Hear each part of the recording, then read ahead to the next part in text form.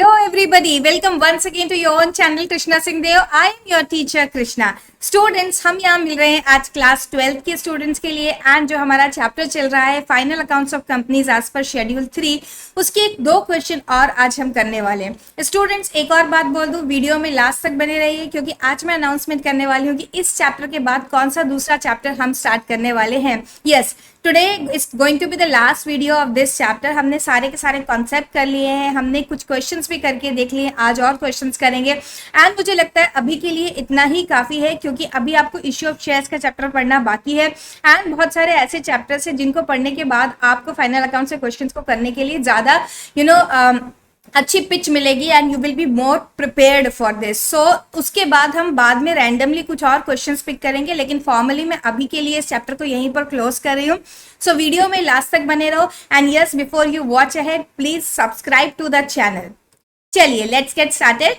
आज हम करने वाले हैं 2 क्वेश्चन एंड ये दोनों ही question past year question paper के हैं। यस, ये जो आपको अपने स्क्रीन पर दिखाई दे रहा है ये है आईसीएसई बोर्ड का paper which was released in 2020, मतलब 2020 का पास्ट ईयर पेपर की हम यहाँ पर डिस्कशन कर रहे हैं। इसमें से 2 क्वेश्चन हम करने वाले हैं and from where can you download this paper? CISE.org की साइट पर जाकर आप आईएसई बोर्ड का ये क्लास 12 का 2020 का पेपर डाउनलोड कर सकते हैं। क्वेश्चन पेपर भी अलग से डाउनलोड किया जा सकता है एंड पीपल्स परफॉर्मेंस से with the answer also it can be downloaded. चलिए, तो पहले हम छोटा वाला क्वेश्चन करते हैं जो कि आया था 4 नंबर के लिए। अभी मार्किंग स्कीम थोड़ी चेंज हो चुकी है लेकिन फिर भी दीज क्वेश्चंस आर रेलेवेंट, तो हम इन क्वेश्चंस को सॉल्व करेंगे। सबसे पहला क्वेश्चन है ये, question number B, under which heads and sub head the following items appear in the balance sheet. सबसे पहले पूछा गया है व्हाट आर ट्रेड डेटर्स। तो जब भी हम ट्रेड डेटर्स देखते हैं हमें याद आना चाहिए ये ट्रेड रिसीवेबल की कैटेगरी के अंदर आता है, तो इसकी हेडिंग है current asset and sub heading है ट्रेड रिसीवेबल्स। बात करूं मार्केटेबल सिक्योरिटीज की, marketable securities are also under current assets only. Current assets के अंदर करंट इन्वेस्टमेंट के अंदर हम इनको लिखते हैं।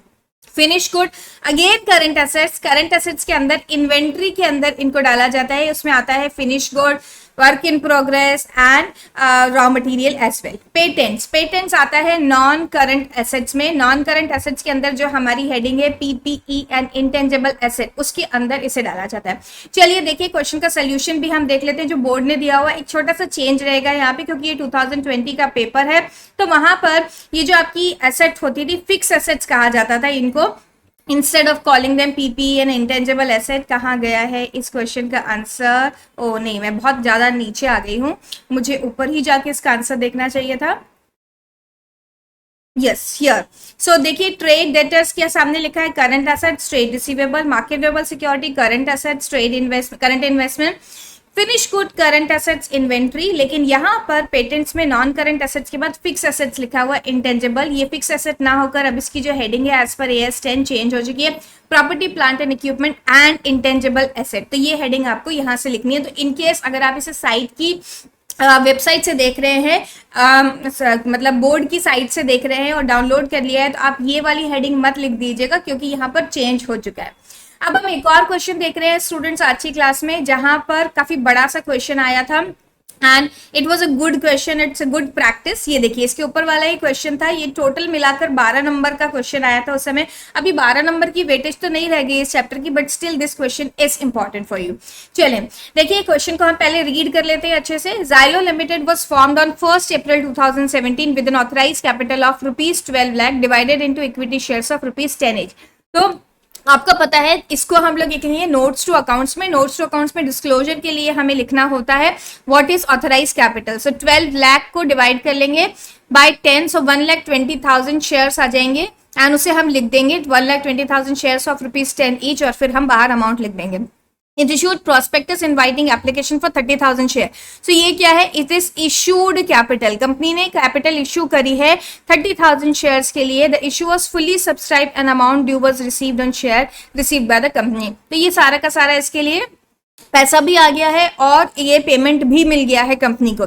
इसके बाद on 1st April 2018 the company issued another 60,000 shares. फिर से कंपनी ने शेयर्स इशू किए, लेकिन इस बार ₹2 के प्रीमियम पे इन शेयर्स को इशू किया गया, तो हम सिक्योरिटी प्रीमियम में से लिखेंगे। एंड इस बार सारे के सारे शेयर्स के लिए एप्लीकेशन नहीं आई, अंडर सब्सक्रिप्शन हो गया, उसका मतलब 55,000 shares were received which were duly allotted. All the amounts due on these shares were received except for the final call of ₹2 per share on 1000 shares. So इसे बोलते हैं हम calls in arrears. ये हो गया calls in arrears जिसे हमें subscribe capital में से माइनस करके दिखाना पड़ेगा. On 1st October 2018, the company also issued 2006% debenture. हमारे पास आ गई non-current liability also of ₹100 each at par to be redeemable in 5 equal installments, annual installments beginning from October 2019. इसी अगले ही साल में इसे हम लोग क्या करने वाले, रिडीम. अब यहाँ पे एक बहुत इंपॉर्टेंट कॉन्सेप्ट आएगा student, current maturity of long term date. Yes, current maturity of long term date. जब मैं आपको थ्योरी पढ़ा रही थी तभी भी मैंने आपको समझाया था कि अगर कोई डेट काफी लंबे समय के लिए, मतलब कि या तो वो ऑपरेटिंग साइकिल के बाहर उसका पेमेंट हो रहा है या फिर 12 महीने से ज्यादा के बाद उसका पेमेंट हो रहा है, तो हम उसे नॉन करंट लाइबिलिटी बोल देते हैं. लेकिन उसी डेट का पेमेंट अगर इस साल से स्टार्ट हो जाए, फर्स्ट इंस्टॉलमेंट आज इसी ईयर में आ गई है, तो हमें क्या करना पड़ता है, that part which is redeemable in the current year और repayable in the current year, उसे हम बोल देते हैं current maturity of long term debt. Current maturity of long term debt को दिखाया जाता है करंट लाइबिलिटी में. ठीक है, इसे हमें देखना होगा, याद रखना होगा. The entire issue price of these debentures were received by the company with the application. Okay, एक साथ सारा पैसा मिल गया, उससे हमें कोई फर्क नहीं पड़ता है. देन बताया गया half yearly interest on the debenture of 6000 was paid by the company to the debenture holders on 31 March. Half yearly interest pay कर दिया गया था कंपनी ने. ठीक है, अब क्वेश्चन की रिक्वायरमेंट पढ़े. You are required to show the relevant items under equity and liability in the balance sheet of the company as at 31 March. Prepare as per schedule 3 of companies act 2013 and notes to account also. तो हमसे सिर्फ पूछा जा रहा है, ऊपर वाला part हमसे पूछा जा रहा है इक्विटी एंड लाइबिलिटी साइड बना दीजिए. तो सिर्फ इक्विटी एंड लाइबिलिटी साइड हम बनाएंगे. चले इसको आंसर से हम लोग देखते जाते हैं. ये देखिए, इक्विटी एंड लाइबिलिटी में सबसे पहले आया शेयर कैपिटल. शेयर कैपिटल मतलब शेयर होल्डर्स फंड के अंदर, and reserves and surplus also. क्यों रिजर्व्स एंड सरप्लस यहाँ लिखना पड़ा, क्योंकि बाद वाले जो डिबेंचर्स जो शेयर्स इश्यू किए गए थे उनको ₹2 की प्रीमियम पर इश्यू किया गया था, इसीलिए रिजर्व्स एंड सरप्लस का पॉइंट भी आ गया. डिबेंचर्स इश्यू किए गए थे इसीलिए लॉन्ग टर्म बोरोइंग का पॉइंट आ गया. एंड डिबेंचर की मैच्योरिटी आ गई है इसी साल में, तो इसीलिए करंट लाइबिलिटी भी आ गया. करंट लाइबिलिटी में अदर करंट लाइबिलिटीज के अंदर ये वाला पॉइंट आएगा. ठीक है, तो हमारे पास 4 नोट नंबर आ गए हैं. इन चारों नोट नंबर को एक एक करके देखते हैं स्टूडेंट. देखिए, सबसे पहले आपके पास है authorise capital 1,20,000 equity shares of ₹10 each. ये कैसे आया, वापस मैं क्वेश्चन में ले जाती हूँ आपको. ये देखिए, क्वेश्चन में जो लिखा गया था कि 12 लाख शेयर्स है, 12 लाख का ऑथराइज कैपिटल है, divided into shares of ₹10 each.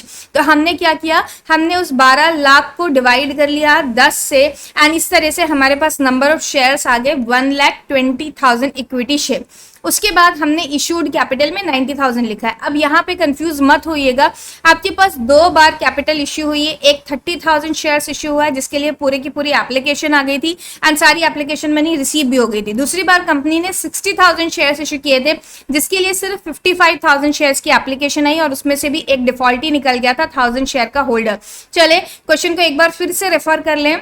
ये देखिए, यहाँ पर पहले वाले पैराग्राफ में 30,000 शेयर्स आए थे हमारे पास. 30,000 शेयर्स कंपनी ने इश्यू किए थे एंड पूरी की पूरी एप्लीकेशन आ गई थी. दूसरी बार कंपनी ने 60,000 शेयर्स इश्यू किए, लेकिन इस बार सिर्फ 55 के लिए एप्लीकेशन आई. कितने की एप्लीकेशन आई वो हम सब्सक्राइब्ड कैपिटल में जाके लिखेंगे, लेकिन इश्यूड कैपिटल में तो 30 प्लस 60 दोनों मिलाकर 90 ही लिखना होगा और शेयर की फेस वैल्यू है ₹10 पर शेयर. तो हमने इस तरीके से लिख दिया 90,000 shares at the rate of ₹10 each और 9 लाख रुपीज हमारा आंसर आ गया.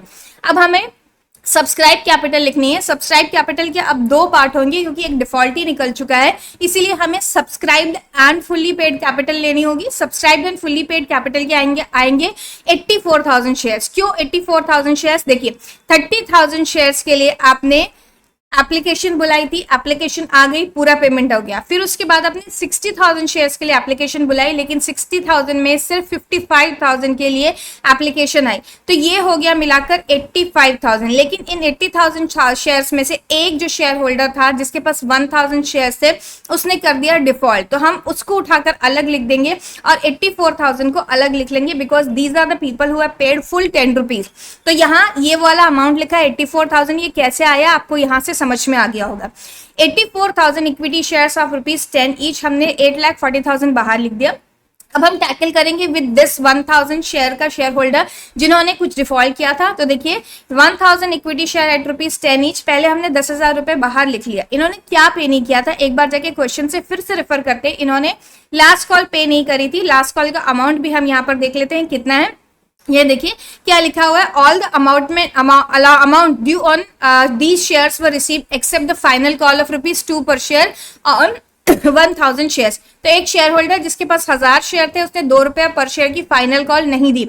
सो that is to be deducted from here. ये देखिए less calls in arrears, and ये कॉल्स इन अरियर्स कैसे आया, 1000 शेयर्स इंटू ₹2 पर शेयर। इस तरीके से हमारे पास ये 2000 का अमाउंट आया जो हमें रिसीव नहीं हुआ, इसलिए हम माइनस करके बाहर दिखाएंगे। एंड 8,40,000 प्लस 8,000, इस तरीके से 8,48,000 का अमाउंट जो है वो आ गया है शेयर कैपिटल का। ये देखिए ऊपर हमने इसी अमाउंट को फिल किया हुआ है 8,48,000। ओके, तो इसे बहुत ध्यान से करिए क्योंकि यहाँ पे 2 बार शेयर इशू किए गए हैं और उसमें से भी एक शेयर होल्डर ने डिफॉल्ट किया है।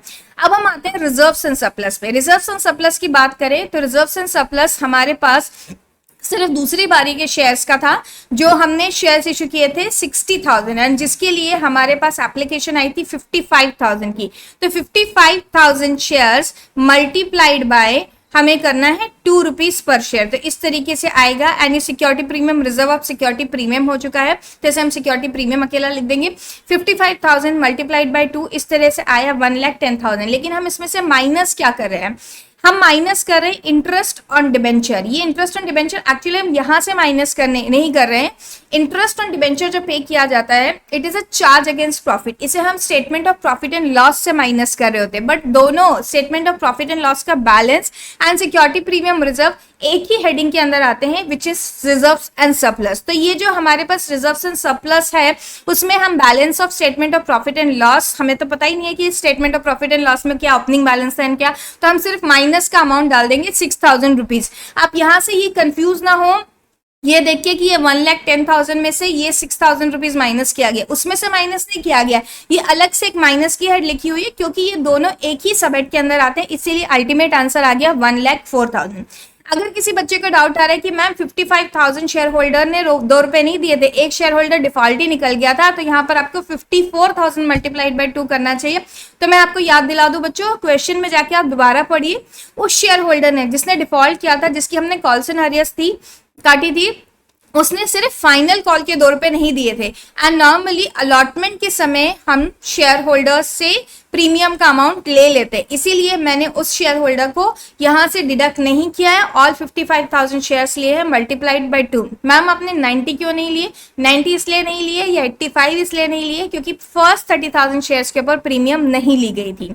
आई hope this is clear to you students. This 1,04,000 also हम ऊपर जाकर फिल कर चुके होंगे, ये देखिए यहाँ पर हमने नोट नंबर 2 के सामने लिख दिया।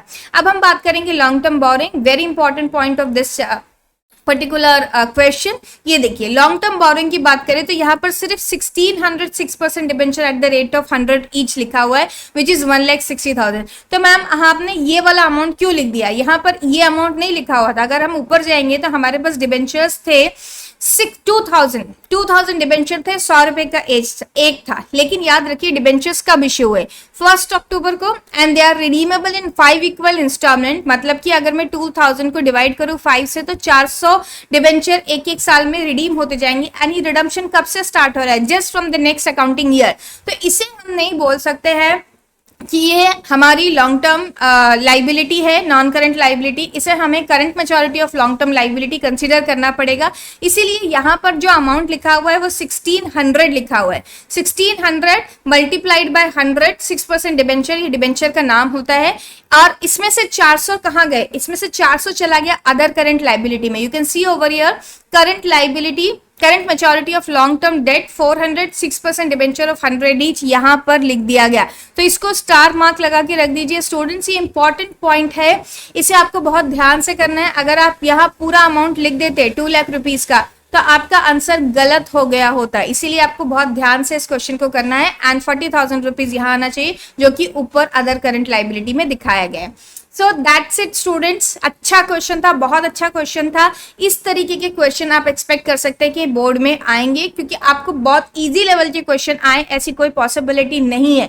आपका जो पेपर है एक स्टैंडर्ड पेपर आएगा, whether you belong to ISC board और सीबीएसई बोर्ड, दोनों ही बोर्ड के क्वेश्चन पेपर बहुत ईजी नहीं होते हैं, and that is what the challenge is. तो आपको कंसिस्टेंसी बना के रखनी है।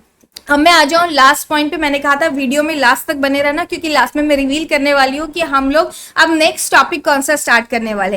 तो नेक्स्ट चैप्टर जो मैं स्टार्ट करने वाली हूँ, that chapter is valuation of goodwill. Yes, हमने 2 चैप्टर्स कर लिए यहाँ पर अभी तक, अब हम लोग जा रहे हैं वैल्यूएशन ऑफ गुडविल की तरफ। वैल्यूएशन ऑफ गुडविल का चैप्टर भी बहुत अच्छा, ईजी है एंड काफी जल्दी कंप्लीट हो जाएगा। ठीक है, तो मिलते हैं नेक्स्ट क्लास में, तब तक के लिए bye, have a great day.